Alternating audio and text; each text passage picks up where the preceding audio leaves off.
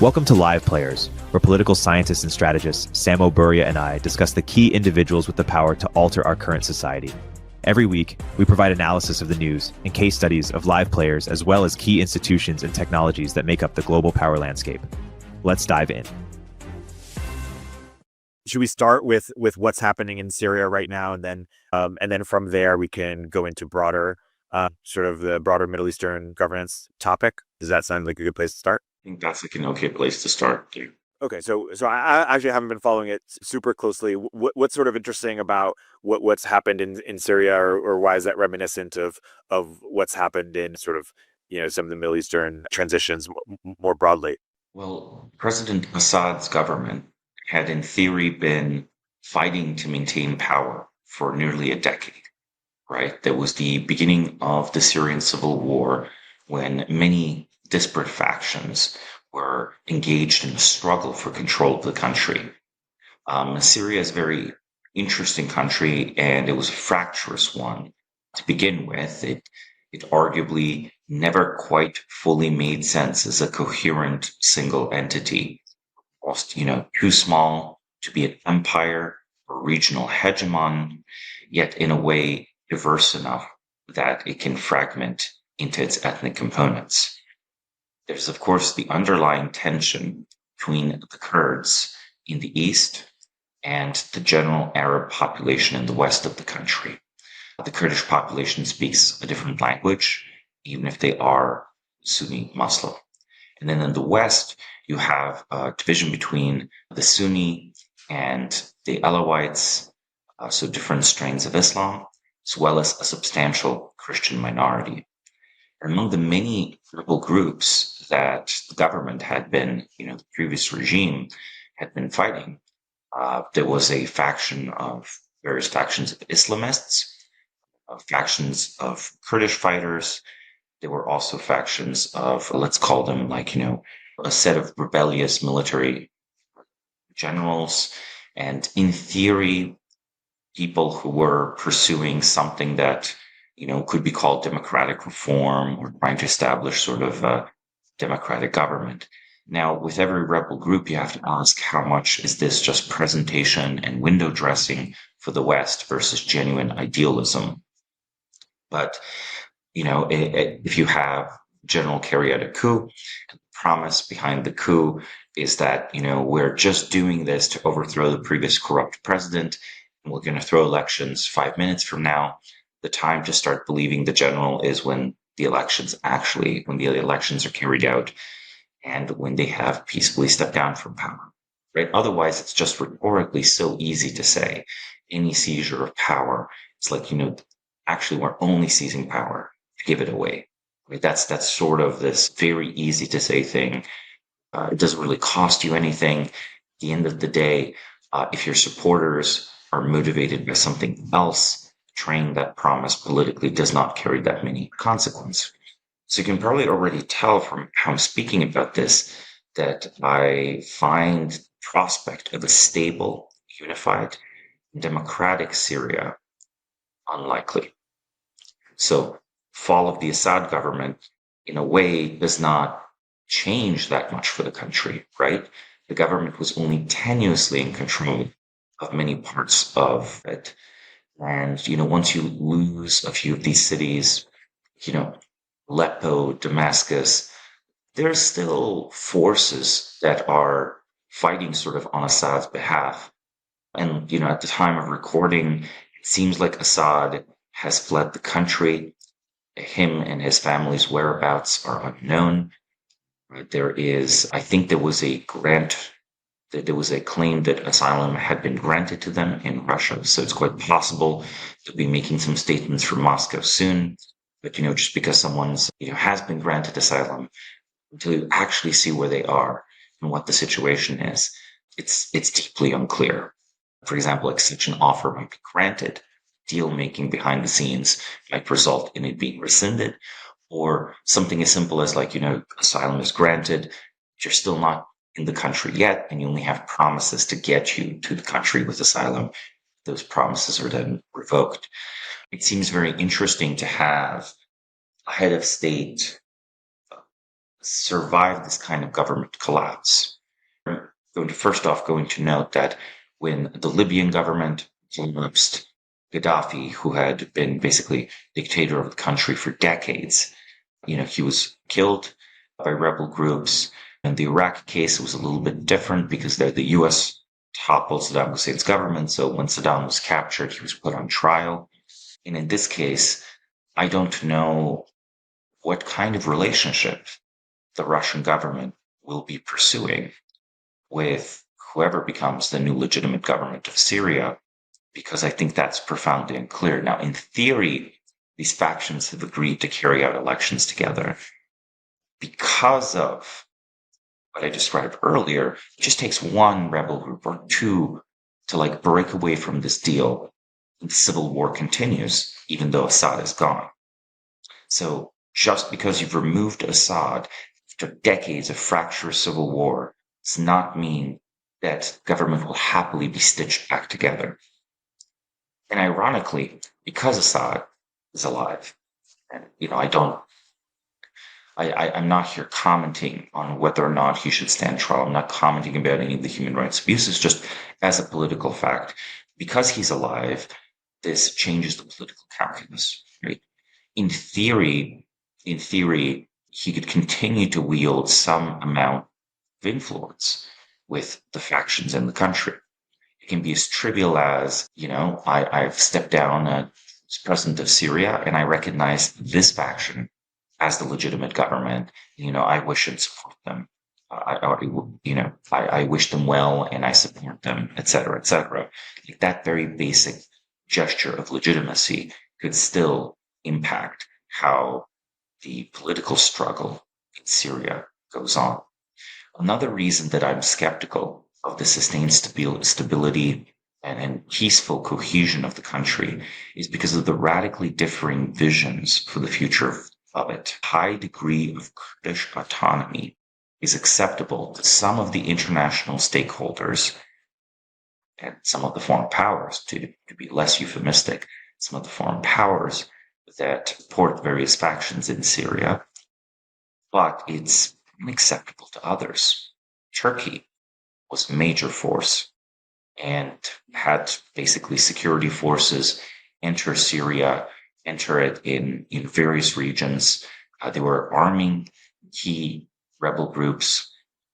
Turkey has its own political movement, its own Kurdish political movement that has been fighting for and demanding greater autonomy within Turkey for decades. This, went up to including what could be described as low-level insurgency and can certainly be also described as say acts of terrorism.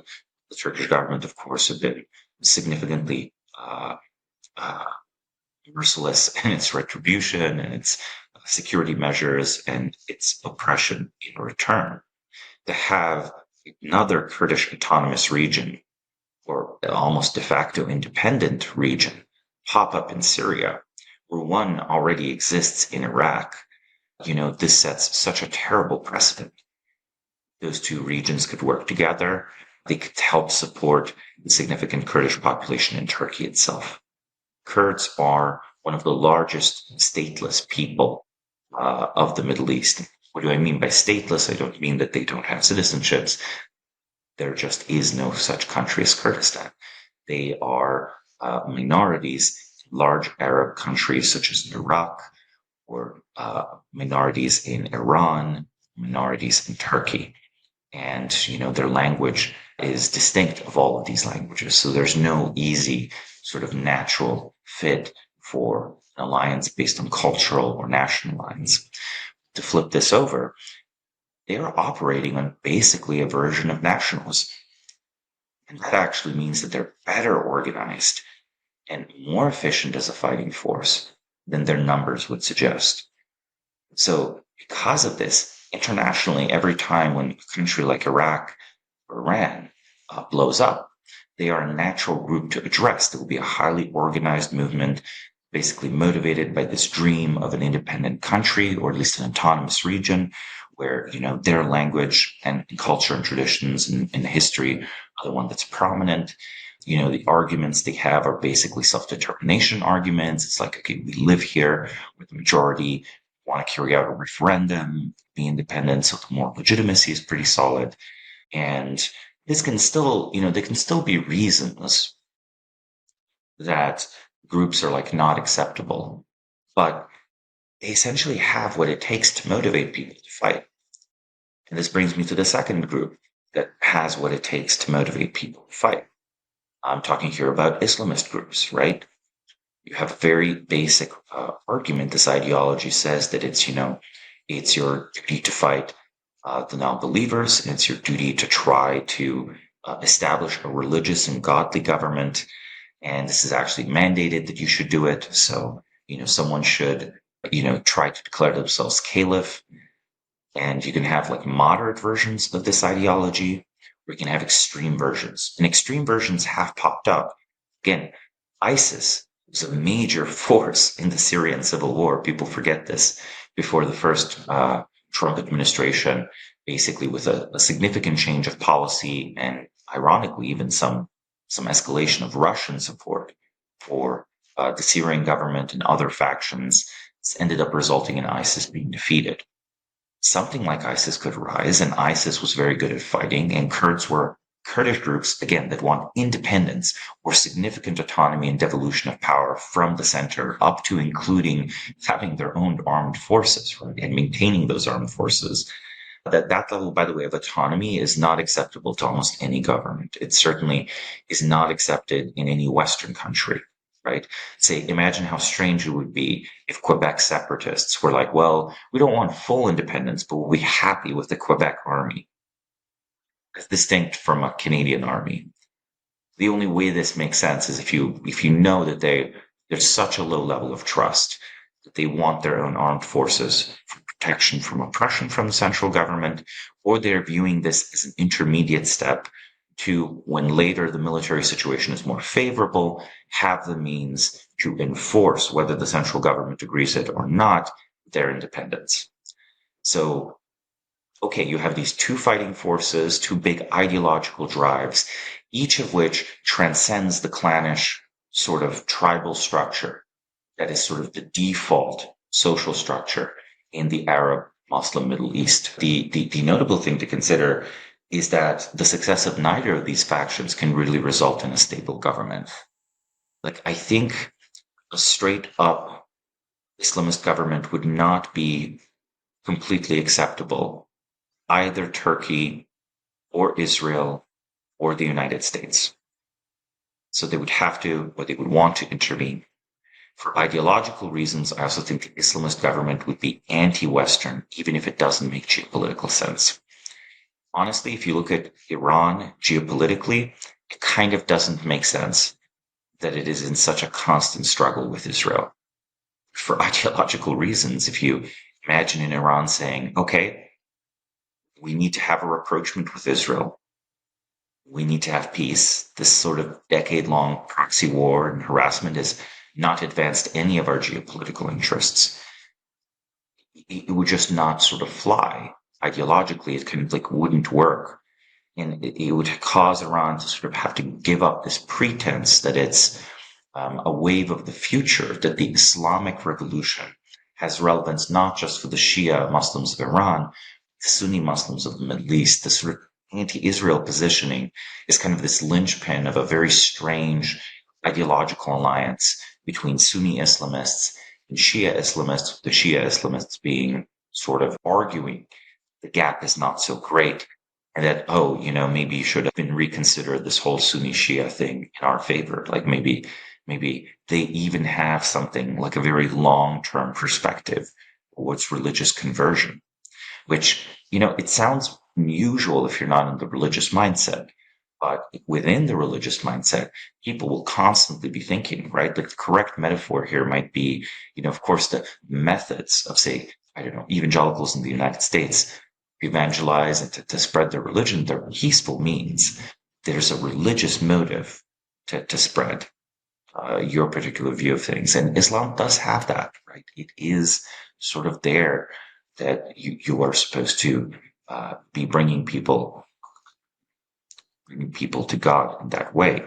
So because of that, because Iran is still a theocracy, I wouldn't be shocked if they carry such some way irrational attachments. And I say irrational because, mass conversions in the Middle East to Shia Islam from Sunni Islam seem very unlikely, partially again because of the language and national and cultural gap between the Iranian world and the Arab world, right? Where the two languages, the Iranian world, it's much more than one language, of course.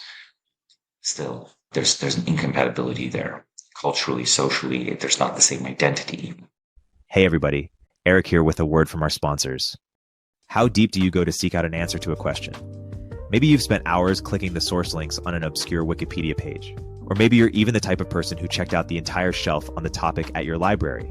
If you're nodding along, then check out Givewell, an organization that researches questions about global health and philanthropy. Even if a satisfying answer might require years of reviewing studies, talking to experts, and over 300 footnotes. Givewell has now spent over 17 years researching charitable organizations and only directs funding to a few of the highest impact opportunities they've found. Over 125,000 donors have used Givewell to donate more than $2 billion. Rigorous evidence suggests that these donations will save over 200,000 lives and improve the lives of millions more. Givewell wants as many donors as possible to make informed decisions about high-impact giving. You can find all of their research and recommendations on their site for free. You can make tax-deductible donations to their recommended funds or charities, and Givewell doesn't take a cut. If you've never used Givewell to donate, you can have your donation matched up to $100 before the end of the year, or as long as matching funds last. To claim your match, go to givewell.org and pick podcast and enter Econ 102 with Noah Smith and Erik Torenberg at checkout. Make sure they know that you heard about Givewell from Econ 102 with Noah Smith and Erik Torenberg to get your donation matched. Again, that's givewell.org to donate or find out more. Our sponsor for today's episode is Carta, the end-to-end accounting platform that's purpose-built to power the strategic impact of the fund CFO. For the first time ever, private fund operators can now leverage their very own bespoke software that's designed from the ground up to bring their whole portfolio together, enabling formations, transactions, and distributions to flow seamlessly and accurately. The end result? A remarkably fast and precise platform that empowers better strategic decision-making and delivers transformational insights on demand, timely K1s, holistic fund performance data, and so much more.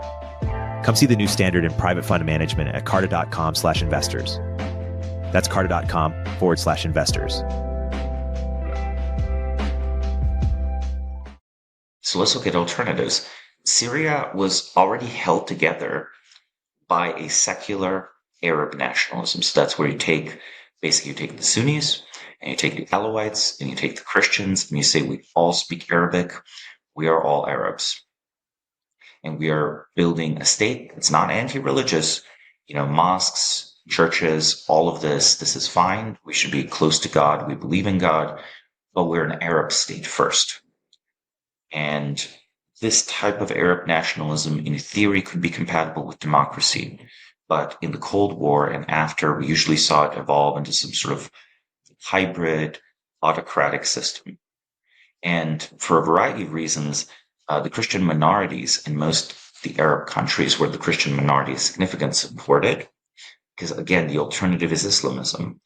Under political Islamist government, let's say, if the Muslim Brotherhood of Egypt were to govern, or if ISIS, more extreme version, if ISIS were to win, hypothetically, in a country like Iraq or Syria, you would have a truly awful time as a non-Muslim minority.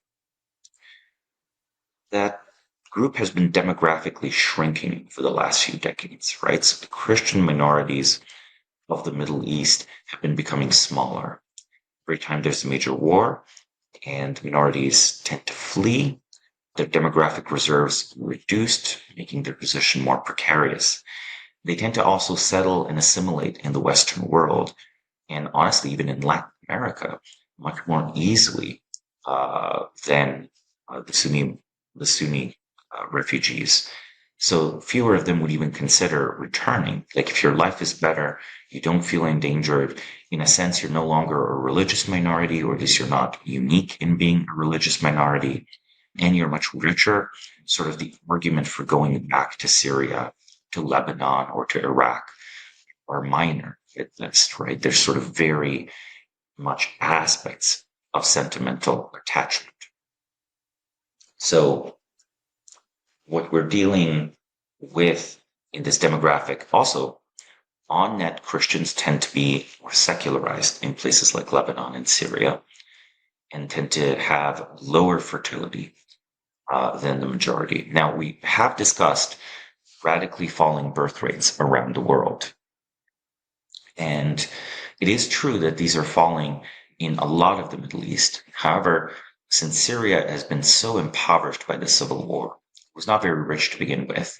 Again, similar to Iraq and similar to Libya, these places still do have a pretty high fertility. So the fertility differentials matter immensely and change the composition, the demographic composition of a country for the decades. In a way, these demographic factions, it's not like automatically just because you're Christian, you tend to support the more nationalist government, or just because you're Sunni Muslim, you're going to side with a force like ISIS. It's just that there is a demographic maximum as to what fraction of the population can be recruited or integrated politically, right? So in a way, what I'm describing here is almost this demographic and political and ideological jigsaw puzzle. How do you piece together Humpty Dumpty? I think the answer is you just can't. I think Syria cannot quite exist as a fully unified state. And it's going to be in this very crippled situation. I mean, over time, and this is kind of unfortunate for the minorities like the Druze or the Alawites or the Christians in Syria, probably it'll just be Sunni Arab. Because over time, as the longer the violence lasts, the more that violence is, the more they experience political violence.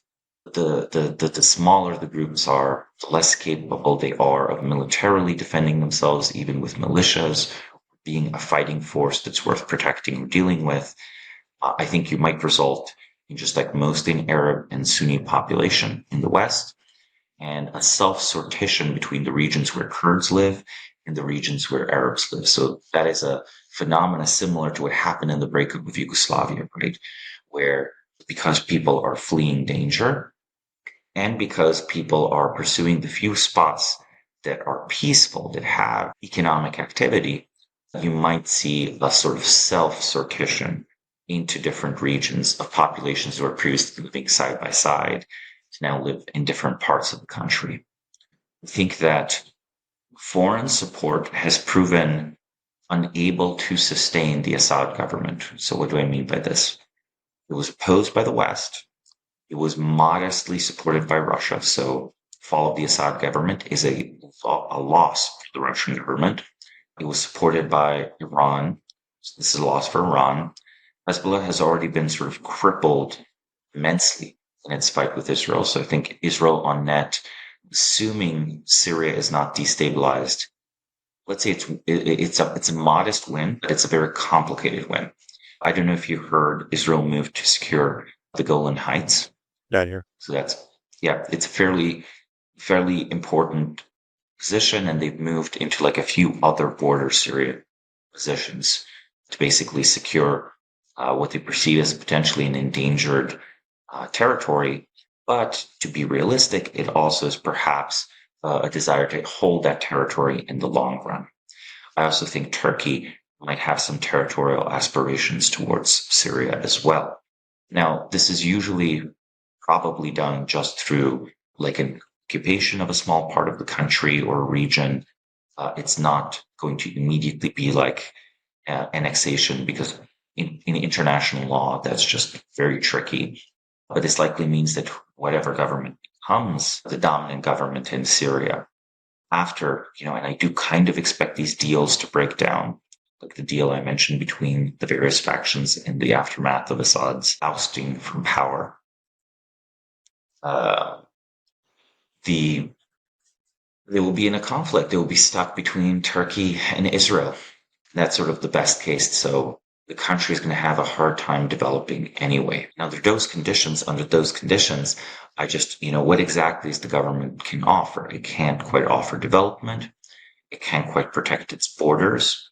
Perhaps it has to lean on some sort of ideological thing, ideological backbone. So I think the default is some sort of, let's call it moderate Islamism, which might be compatible with democracy in the West, but that has constant like geopolitical tensions and foreign entanglements, and then some sort of autonomous Kurdish territory in the East, where even if Turkey tries to intervene, I think the Kurds will fight quite strongly.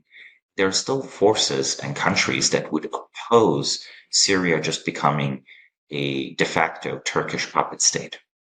You could, for example, have Turkey support the most moderate form of Islamism as long as it was a pro-Turkish government and allowed this continued stationing of Turkish troops inside of Syria.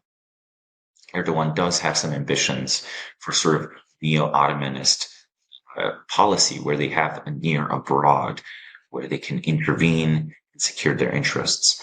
Now, of course, this goes against Israel's interests. That's why I sort of say that, Israel and Turkey are not actually on good terms, even though, they're both notionally in some way Western allies, though in each of their cases, they have strong independent interests, right? Turkey is technically a NATO member, but I think it's fair to say that the least reliable NATO member and like the least likely to follow the policy of the other countries, right?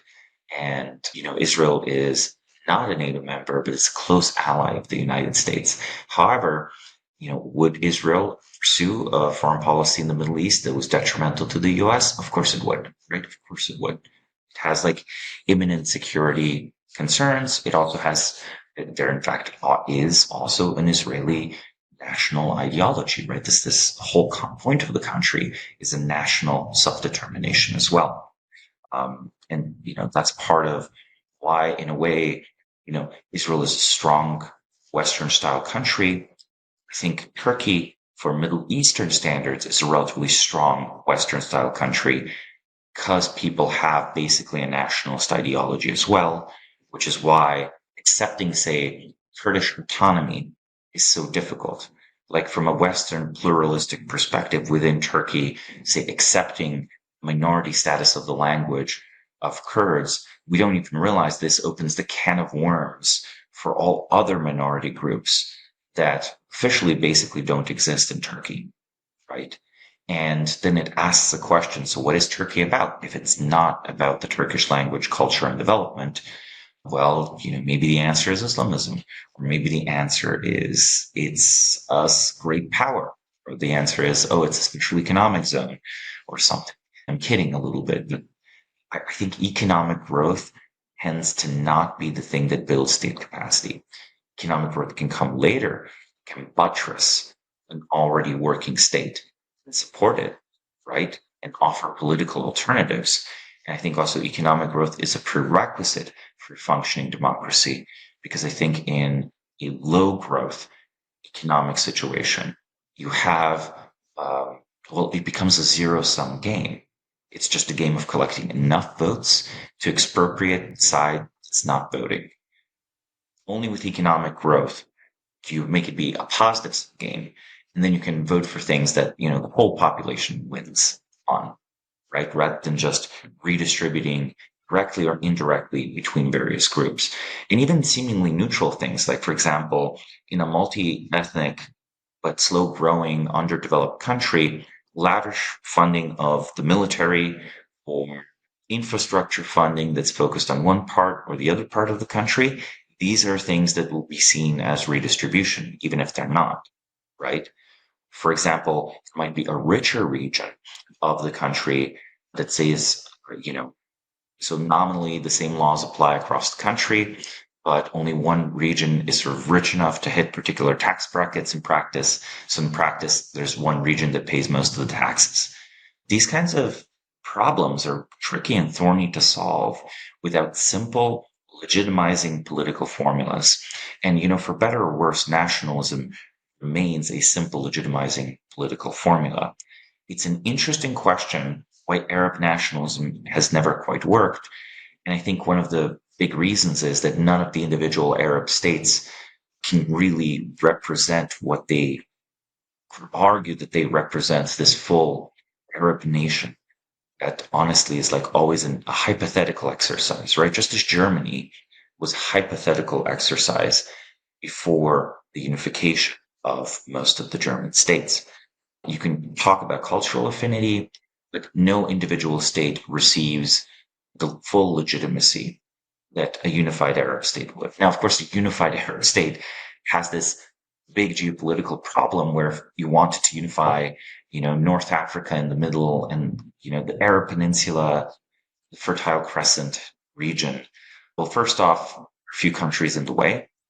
Israel exists and will continue to exist. Geopolitically, that's kind of awkward. And it would, if it continued to exist, it would have to be some sort of client state to what would amount to a very big regional superpower, even if it was still a very poor and underdeveloped one on net. It wouldn't even be that poor, right? If you imagine the oil wealth is integrated there.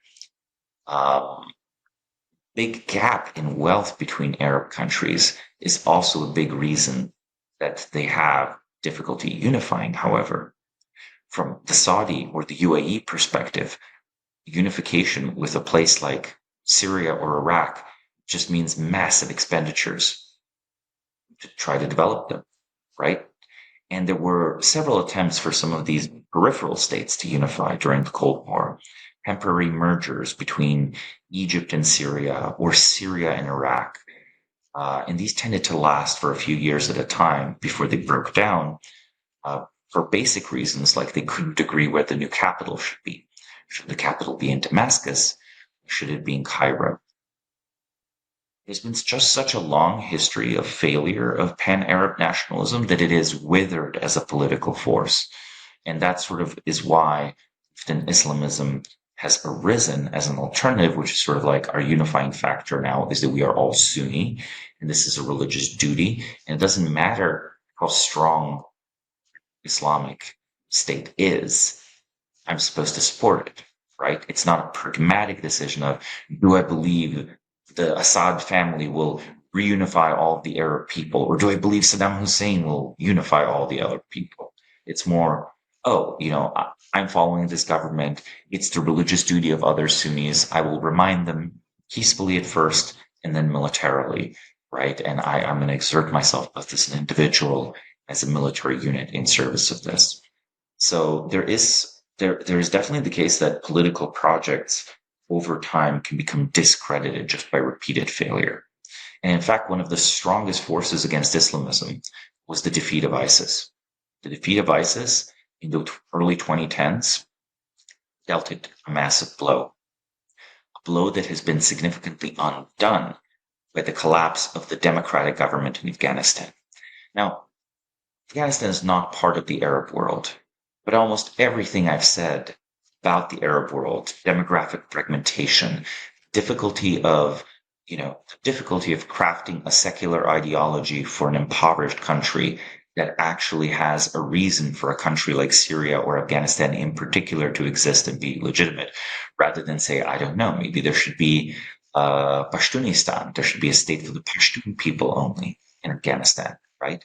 Or maybe the Turkmen people in Afghanistan want to break away, et cetera, right? It's harder to come up with a story for why that secular government should exist. And the Taliban have a pretty simple story. We are the Islamic rightful government, our lands, right? And that why should it stay unified? Because there are no other Islamic governments around us that are Islamic in the right way. We only have those Shia heretics and their bad fake Islamic republic over there in Iran. And these other governments are secular, godless governments. We're not going to go wage war with them. We're seeking to develop here. We're the only ones with legitimacy to govern these territories. So in a way, the Taliban just had an easier job establishing their legitimacy. Because you can say that, but isn't it automatically legitimate? Democracy is, in fact, a strong ideology of legitimacy. Most people voted for the government. Well, the Taliban can have elections too. And, they might have laws, constitutional limits on who can run in elections, but that's not unique. And Iran is a very interesting example, actually, of a hybrid system of legitimacy where it's both theocratic and democratic. But even women can vote. even stand to be elected into parliament in Iran. And this is something I think in the West we don't think about. We assume Western style democracies, liberal democracies, have like a monopoly on using, in a purely realpolitik sort of way, the legitimizing and stabilizing power of elections. But hybrid systems, non-democratic, and honestly Islamic democratic systems can use it just as well. Because if those ideologies are popular, I'm not even sure that Taliban would need to cheat if they threw a fair election in Afghanistan. Like, I think they just win it. Yeah. Yeah. So we talked about this in a lot of detail. I didn't leave a lot of room for questions, but I'd love to dive in whatever part you think is most interesting. It is fascinating. I mean, one background question I ask is like, if you were advising, sort of U.S. foreign policy, whether it comes to Afghanistan or it comes to Iraq or sort of the, whatever powers were sort of enabling sort of the Arab Spring, like based on what we know now, a couple decades into the future, what advice might you have given, or what sort of insight was missing? I think that for a variety of reasons, maybe the British were at a good point in preferring Arab monarchies, Arab republics. For a variety of reasons, they seem to be more stable and work better. You have basically completely secularized countries where you have a constitutional monarchy. Like, for example, places like Morocco work fairly well and are relatively stable. You want to support such governments if possible. Now, you want to, of course, encourage democratic reform, since the British were, after decolonialization, they were supporting things like the Iraqi monarchy, the Egyptian monarchy, and those didn't really withstand the modernizing pressures and the ideologies, such as the various socialist ideologies that were popping up and nationalist ideologies that were popping up there. The monarchy has this interesting feature where they only claim rule over particular lands. It's like, okay, my dynasty, my family, we have been ruling Morocco for 300 years, or my dynasty has been ruling this part of the Arab Peninsula for like 400 years. We've been the protectors of Mecca and Medina for this whole time. It's a much harder claim to say, oh, and we are now seizing Syria. Historically speaking, legitimizing reasons were found for a variety of reasons. I think internationally, the US has played its role in stabilizing these borders.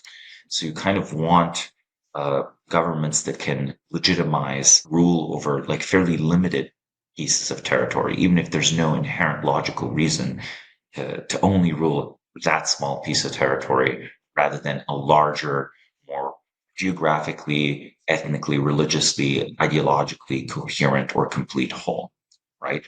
So I think that this sort of subtlety there might be that supporting rebel groups because they promise democracy does not mean that they will be capable of it.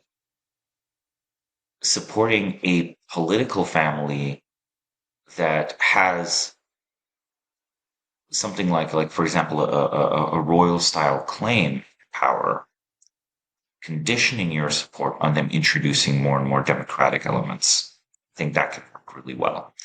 There are limits here. You can't actually make such a deal with a family where it's sort of a semi-hereditary dictatorship, right? In Libya, Gaddafi was said to be succeeded by a son.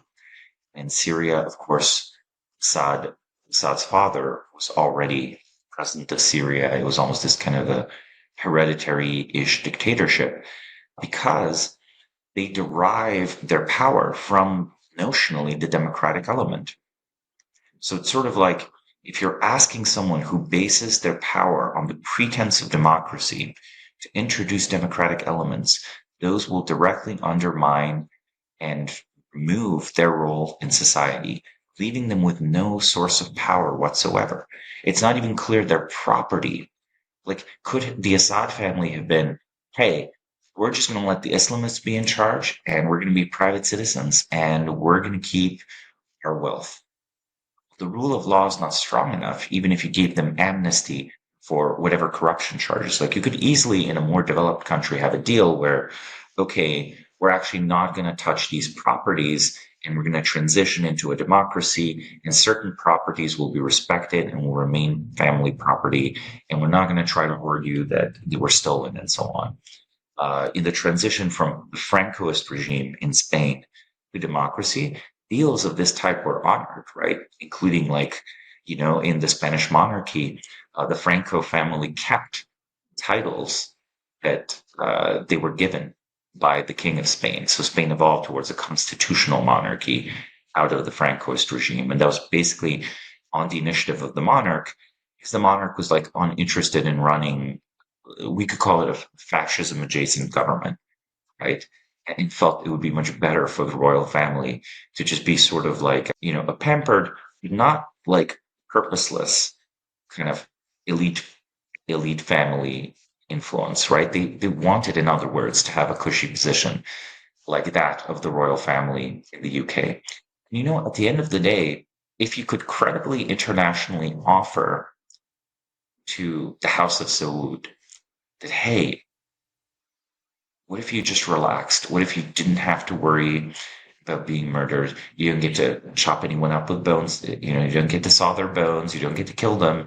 They don't get to kill you. You still have the most prestige in the country. Business of running the country will now be relying on the civil service and a functional parliament.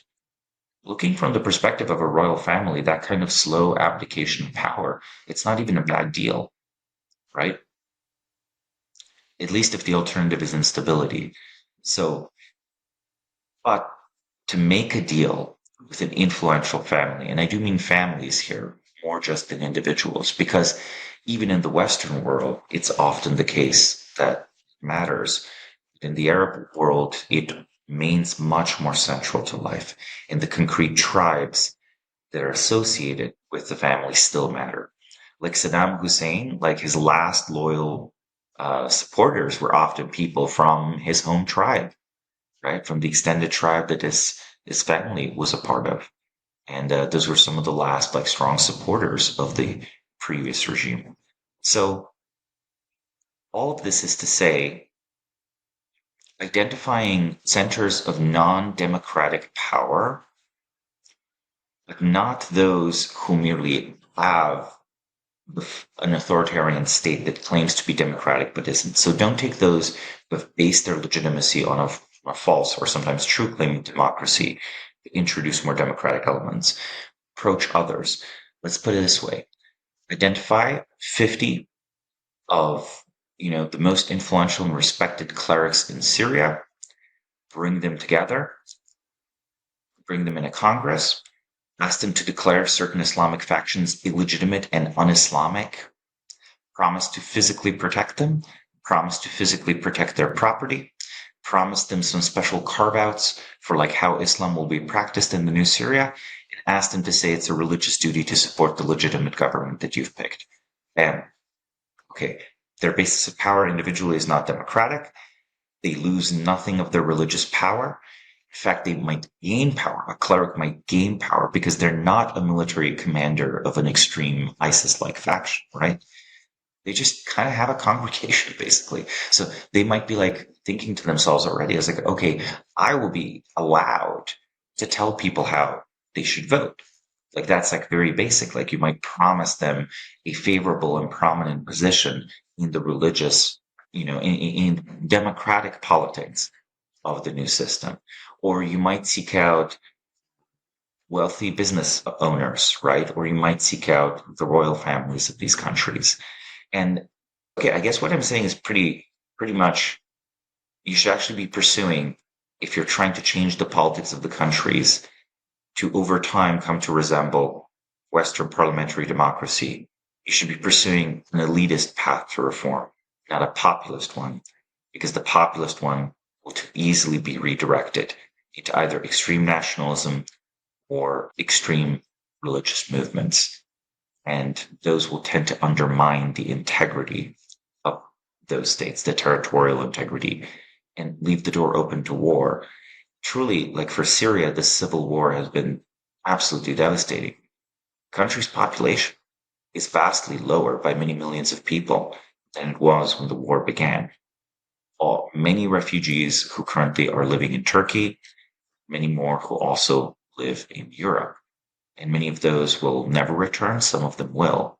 But, Syria was on track to become like a demographic giant, maybe with 70 or 80 million people. And then this civil war has sort of like, resulted in a Syria that I think will be lucky if it has 40 million people by the end of the century.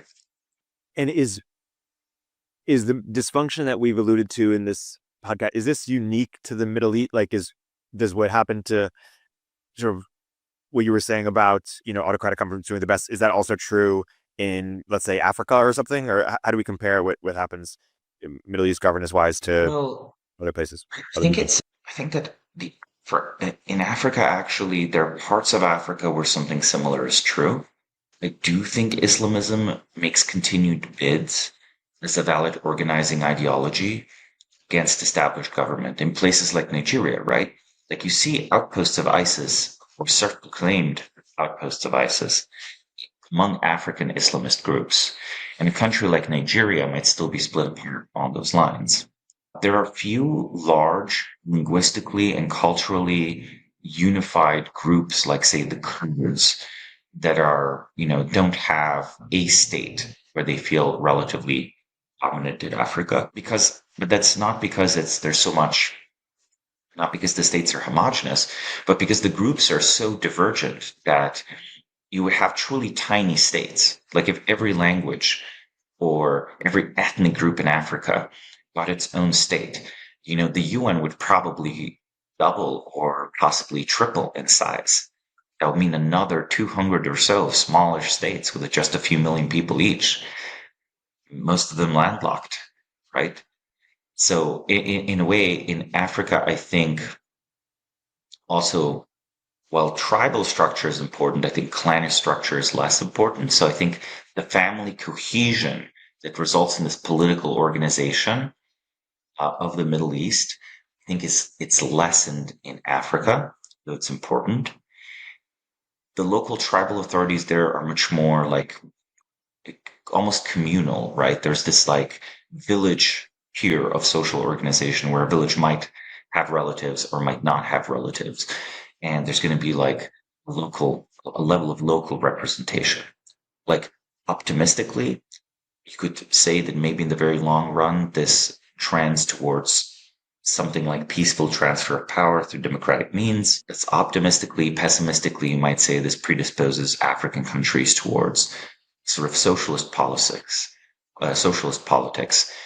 because by default, the assumption is that most property should be communal and that all should benefit from it.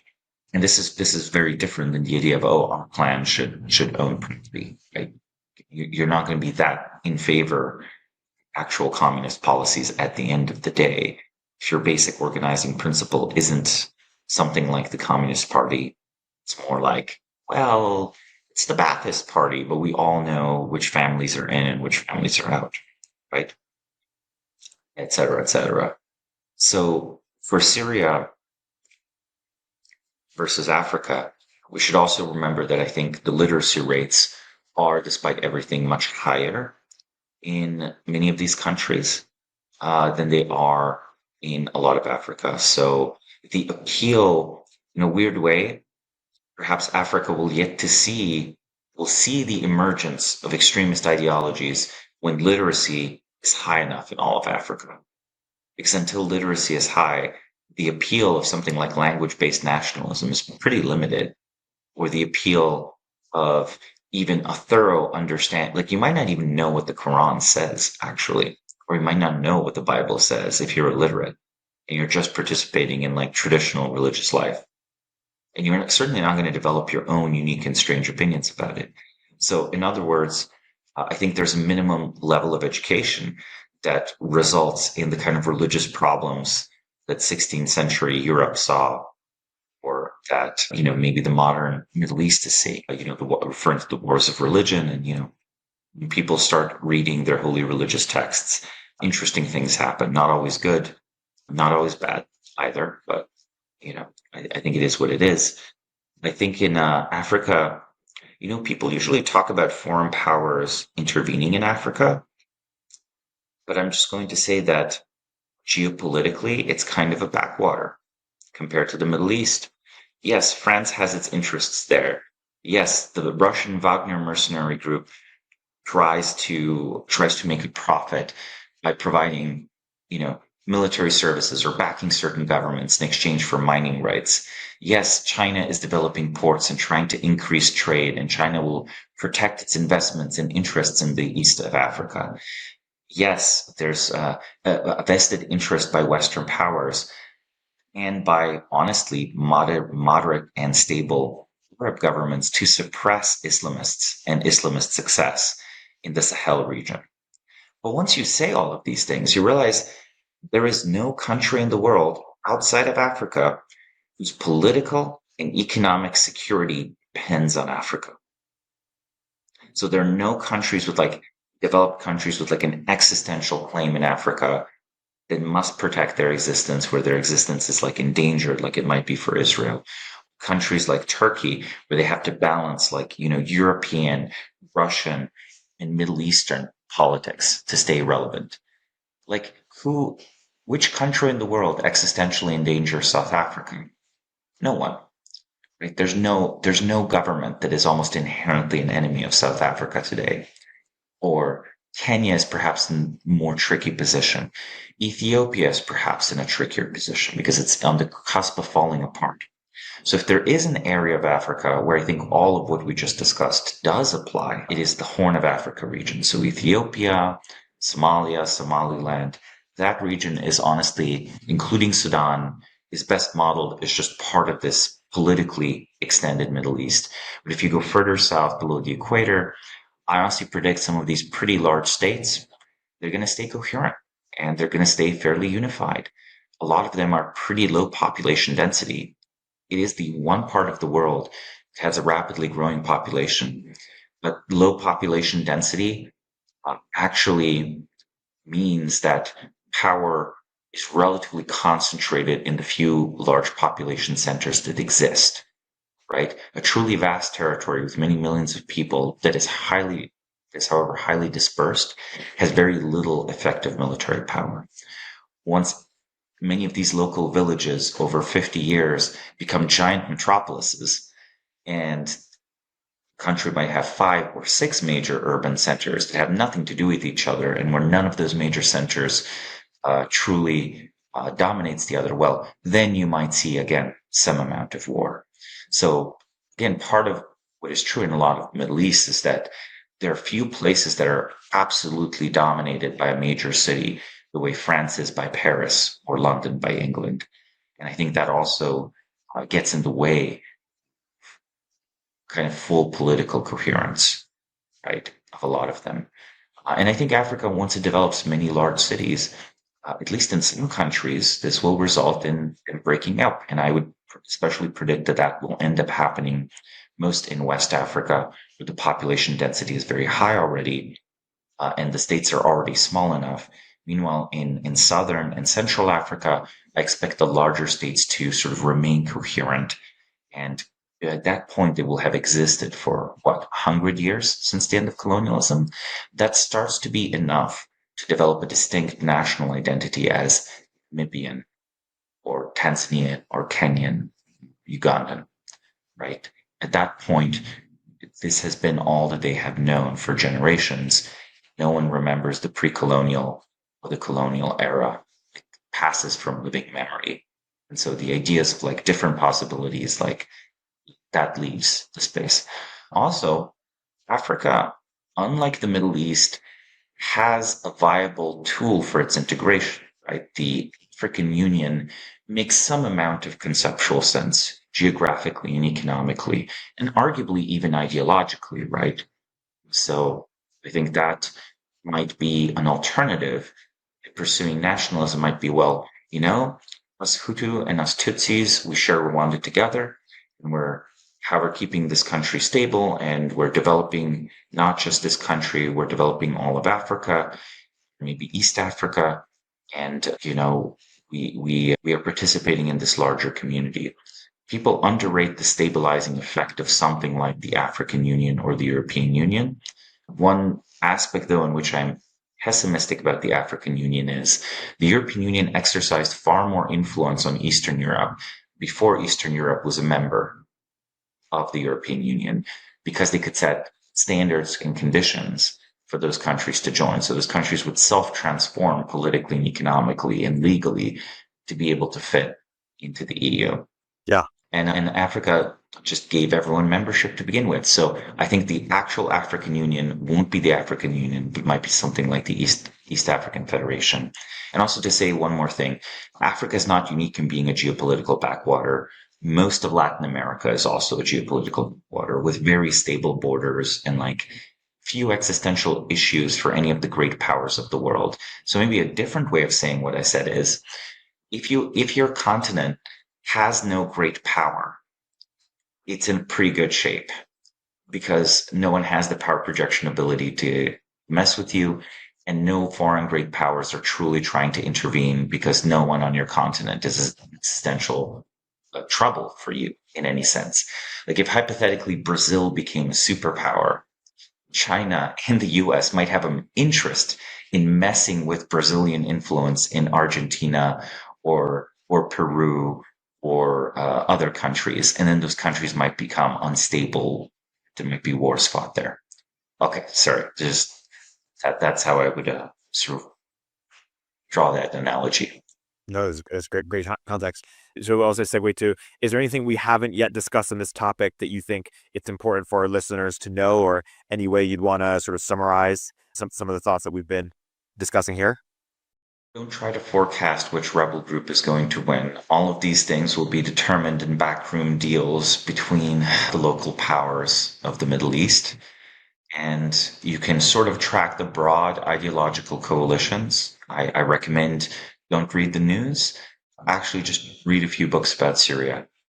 And I think you'll make better sense of events as they unfold than if you try to guess what's happening based on like just what you see on Twitter or what you heard on CNN yesterday or 5 minutes ago. Yeah, that's and maybe lastly, is there any prediction you have for that we haven't shared other than, or is it kind of just like business as usual, and it sort of our conversation 5-10 years on the Middle East will kind of be the same as it is, the same it is today? Well, I think the demographic changes that are coming to the region will be very important. I think one of the key things is Iran is not economically prosperous. It has lost a lot of its client states. Demographically, it will begin to shrink. So Iran will become a much less important country, not a more important country as time goes on. And, that then means that eventually the Saudi versus Iran, the Israel versus Iran sort of Cold Wars or proxy wars will die down just through Iranian weakness. That doesn't mean the regime there falls. It just means its influence in the broader Middle East will wane and will continue to wane with, ebbs and flows. I also think that Turkey will become a quite developed country by Middle Eastern standards, and that migration politics will play a big and controversial role. Already the Syrian refugees in Turkey are a source of friction. Like I said earlier, if we're not promoting Turkish culture and language here, what exactly are we doing? Well, there are millions, I can go to Istanbul and I could not hear Turkish spoken. It would be Arabic, right? Vast demographic reservoir of the Middle East, right next door to a linguistically different, religiously similar, but linguistically different and developed country. Well, to everyone's surprise, Turkey might actually develop some of the same migration politics problems as Europe has. Even, of course, ironically, historically, it was Turkish immigrants in Germany that were like often the talking point. So there'll be something very interesting going on here where, Turkish populism in the future might just be anti-immigrant and anti-Arab. And if that happens, I guarantee you, the populist anti-immigrant thing will have to go against like Muslim ideology and identity. Right? Because how else, the religious argument is almost obvious, right? You should take in the refugees that are of your religion, right? Your brothers and sisters, aren't you? Like this whole Turk thing, this is supposed to be irrelevant in the eyes of God, right? It's not irrelevant in practice. And okay, some non-trivial statements about possible political futures. Hopefully that gives food for thought. Yeah, no, it's a fascinating way to end. Samo, this is a great discussion. As always, until next time. Thanks for listening to Live Players. Please subscribe, leave a review, and check out Samo's excellent newsletter, The Bismarck Brief, for more rigorous analysis of key individuals, institutions, or industries. Live Players is a production of Turpentine, the podcast network behind Econ 102 with Noah Smith and Moment of Zen. Hey everyone, Erik here. At Turpentine, we're building the first media outlet for tech people by tech people. We're the network behind the show you're listening to right now. We have a slate of hit shows across a range of topics and industries, from our AI and investing cluster of podcasts to shows that drive the conversation in tech with the most interesting thinkers, founders, investors, and influencers, like Econ 102 with Noah Smith. We're launching new shows every week, and we're looking for industry-leading sponsors. If you think that might be you and your company, email me at erik@turpentine.co. That's ERIK at turpentine.co, and let's partner together.